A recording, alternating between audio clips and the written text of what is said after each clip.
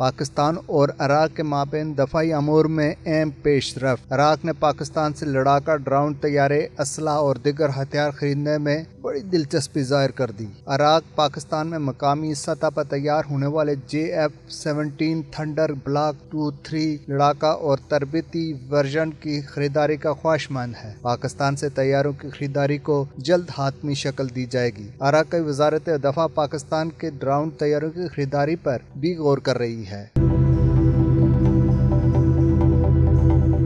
عراق نے جدید ترین مسلح نگران اور تباہ کن ڈرون کی خریداری میں دلچسپی کا اظہار کیا ہے۔ پاکستان عراق کو پہلے سے ہی 20 سے 30 ڈرون طیارے فراہم کرنے کی دعوت دے چکا ہے۔ عراق کی جانب سے پاکستان سے مزید سپر مشتاق طیارے اور تربیتی لڑاکا طیاروں کی خریداری میں بھی دلچسپی ظاہر کی ہے۔